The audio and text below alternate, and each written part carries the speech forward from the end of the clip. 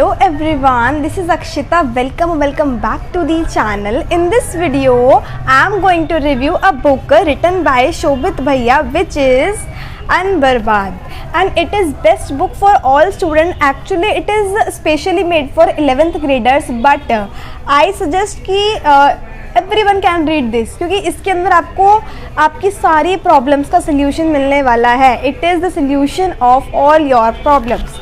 You can read this. if you are distracted, if you are if you score less marks in exam, if you are feeling yourself like बर्बाद कि मतलब waste हो गई मेरी class, तो उसके लिए आप ये बुक रीड कर सकते हैं. इस बुक का नाम है अनबर्बाद. क्यों? जिससे कि आपकी 11th, क्योंकि मेनली 11th के लिए है, वो बर्बाद ना हो जिस तरह से शोभित भैया की बर्बाद हुई थी.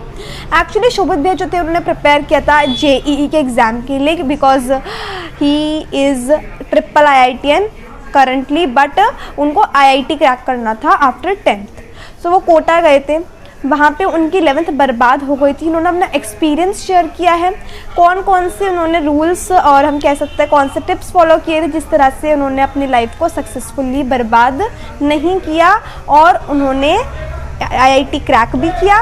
एंड अभी वो TEDx स्पीकर हैं, इंजीनियर हैं, एजुकेटर हैं, राइट. और हमारे भैया भी है जो हमें मैथ्स पढ़ाते हैं. ठीक है. सो इसके अंदर काफ़ी सारे लेसन्स है. If you can't afford this book, I am here to describe this book in few words. All right, so let's start. सबसे पहले तो देखो यार, this book is only for those who feel lost, by Shobhit Nirwan भैया. ठीक है. फिर यहाँ पे है एक्नॉलेजमेंट, जिन्होंने अपनी फैमिली को मतलब वो दिया है कि फैमिली की वजह से उन्होंने ये सब कर पाए हैं. फिर यहाँ पे है कंटेंट, जिसमें उन्होंने सारे कंटेंट्स दिए हैं. मैं आपको पढ़ के बता देती हूँ. उन्होंने अपने सर के बारे में बताया है जिनसे उन्हें इंस्पिरेशन मिली. रक्षाबंधन का टाइम बताया है कि रक्षाबंधन के टाइम पे जब सब बच्चे जो थे वो अपने अपने घर जा रहे थे, उनके को मतलब वो घर नहीं गए थे. उन्होंने सोचा था कि 3 दिन है, इन 3 दिन में मैं बहुत अच्छे से प्रिपरेशन करूँगा, सब चले जाएंगे तो मैं अच्छे से टेस्ट की तैयारी करूँगा जिससे कि मेरे अच्छे मार्क्स आ जाएं. अपने फ्रेंड के बारे में बताया, उसका नाम था ज़ील पटेल. ठीक है. जो कि टॉपर था. उन्होंने टॉपर टिप्स उनसे ली थी एंड वो भी उन्होंने डिस्कस करी है. खुली विंडो मतलब रिमेंबर, मैंने बताया था, खुली विंडो मतलब डिस्ट्रैक्शंस, उनको किस तरह से हम कंट्रोल कर सकते हैं वो भी उन्होंने बताया है. घर की मुर्गी मतलब कि देखो यार, जब हमारे पास कोई चीज़ होती है ना, हम उसकी वैल्यू नहीं समझ पाते. लाइक सपोज आप अपने पापा के साथ रेस्टोरेंट में गए, ठीक है, वहाँ पे आपको बहुत सारा मतलब आपको पिज़्ज़ा भी खाना है, बर्गर भी खाना है, चाउमीन भी खानी है. ठीक है. अब आपने क्या किया, आपने मंगा लिया. पापा के पास के पैसे कम थे, बट फिर भी पापा ने मंगा लिया. उन्होंने कहा कि मेरा मन नहीं है बेटा, तू खा ले. ठीक है. उन्होंने अपने लिए कुछ नहीं मंगाया. तुमने सोचा कि ठीक है पापा का मन नहीं है, मैं खा लेता हूँ. बट जब तुम कोटा में आए या फिर जब तुम कहीं भी गए जहाँ पर तुम्हारे पापा नहीं थे, पापा ने तुम्हें पैसे देके भेजा, ले बेटा 50 रुपये. अब उस 50 रुपये को तुम्हें कितनी मुश्किल से यूज़ करना पड़ रहा है, ये तुम जान पा रहे हो. मतलब कि हमें उसकी वैल्यू कब समझे, जब हमने खुद पर आई जब, राइट. तो उसको डिस्क्राइब किया है इस चैप्टर में, घर की मुर्गी में. फिर है चैप्टर नंबर 7, जिसमें बताया बाहर के दोगले. समझ रहे हो उसका मतलब? ये बहुत ही मतलब वैसी एक बहुत फ्रेंडली लैंग्वेज में इसको डिस्क्राइब किया गया इस बुक को, सो डैट वो स्टूडेंट से बात कर पाए. नॉट लाइक कि बस लिख दी book, not like other author. ठीक है. सो इसके उन्होंने बताया कि यार जो बाहर के लोग होते हैं ना, वो सिर्फ होते हैं तुम्हारा डाउनफॉल देखने के लिए, बट तुम्हें उनकी बातों पे ध्यान नहीं देना, तुम्हें खुद पे विश्वास रखना है and you will achieve it. So वो सारी बातें बताइए. फिर उन्होंने जो हमारी प्रॉब्लम्स है उनका सोल्यूशन दिया. लाइक टेस्ट में कम मार्क्स आना, नींद आना बहुत ज़्यादा, कि ना चाहते हुए भी नींद आ रही है, हम उसे कंट्रोल ही नहीं कर पा रहे. स्ट्रीम सिलेक्शन, कौन सी स्ट्रीम सिलेक्ट करें. रिलेशनशिप आज के टाइम में एक बहुत बड़ी प्रॉब्लम है कि रिलेशनशिप का डिस्ट्रैक्शन हमारी लाइफ में इतना ज़्यादा हो गया है कि हम वहाँ से कंट्रोल ही नहीं कर पा रहे, अपना ध्यान ही नहीं हटा पा रहे. फिज़िकल एंड मेंटल हेल्थ, जब हमारी फिज़िकल और मेंटल हेल्थ नहीं बन पाएगी तो हम कुछ नहीं कर पाएंगे.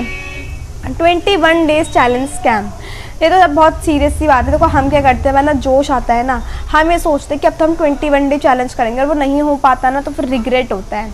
तो उस स्कैम को उन्होंने बताया है. एंड फिर उन्होंने अपनी टीम के बारे में बताया कि आज के टाइम पे इन्होंने इस बुक को किस तरह से discover. So now I tell you what I learn from this book and what are my learnings from the book अनबर्बाद. सो सबसे पहले तो बहुत कॉमन है, you should consistent all the time. If you don't consistent, you can बर्बाद your class 11th. ठीक है। सो देखो सबसे पहले इन्होंने डिस्क्राइब किया कि make good notes. Good notes को बनाने का तरीका सिर्फ ये नहीं होता कि हम अपनी पूरी बुक को ही उसमें डिस्क्राइब कर दें, मतलब वो तो हमने करना ही करना है, बट ये नहीं कि हम उसको इतना लंबा बना रहे जितना हमारा चैप्टर ही था। गुड नोट्स का मतलब ये है कि try to write every line और वर्ड और point come from your teacher's mouth. जो भी टीचर बोल रहा है ना, किसी भी वर्ड को, लैंग्वेज को, कुछ भी बोल रहा है कि भाई ये इंपॉर्टेंट है, ठीक है, डेफिनेशन को वो अपनी लैंग्वेज में डिस्क्राइब कर रहा है, तो उसको लिखना है हमें नोट्स में। नोट्स को हमें डेकोरेटिव बनाना ही नहीं है कि 11th और 12th ये क्लासेस ऐसी होती हैं, इस तरह ऐसे नोट्स होने चाहिए जिनसे हम उनको मेमोराइज़ कर पाए, हमें किसी को दिखाने तो है नहीं। सो दैट इज़ थिंग कि हम उसको सिंप्लीफाई कितना करते हैं वो मैटर करता है। Revise notes, do all the question of class by self. जो भी हम पढ़ के आ रहे हैं हमारी ऑनलाइन क्लास में और कोचिंग में, उसको हमें रिवाइज करना है। जो भी क्वेश्चन करवाया गया उसको तो करना ही करना है, ठीक है।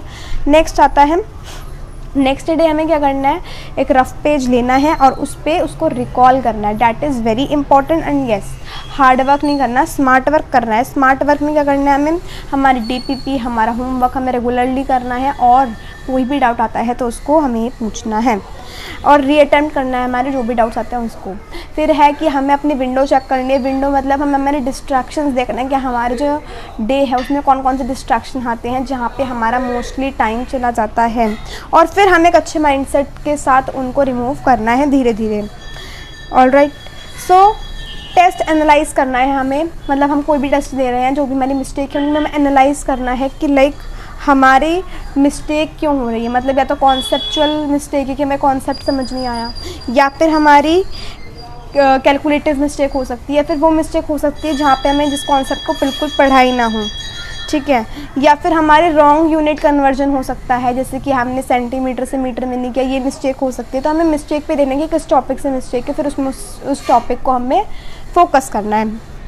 फिर क्या है, नींद पर नहीं कॉम्प्रोमाइज़ करना, हमें डिस्ट्रैक्शन पे कॉम्प्रोमाइज़ करना है। मतलब जनरली हम ये सोचते हैं कि हमारे टाइम, मतलब जो हमारे 24 आवर्स है इसमें मोस्टली टाइम हमारा सोने में चला जाता है, बट ऐसा होता नहीं है। हमारा मोस्टली टाइम जाता है हमारे डिस्ट्रैक्शंस में। हमें डिस्ट्रैक्शन पे कॉम्प्रोमाइज़ करना है, ठीक है। स्टार्ट विद ईजी क्वेश्चन, हमें कोई भी चैप्टर हम स्टार्ट कर रहे हैं तो हमें स्टार्ट करना है with easy question to build confidence, and फिर हमें अपना कंप्लीट करना है टारगेट। हमें डिफ़िकल्टी लेवल को ना स्लोली बढ़ाना है, नहीं ऐसा नहीं कि बहुत ज़्यादा जल्दी हम बढ़ा रहे हैं उसको।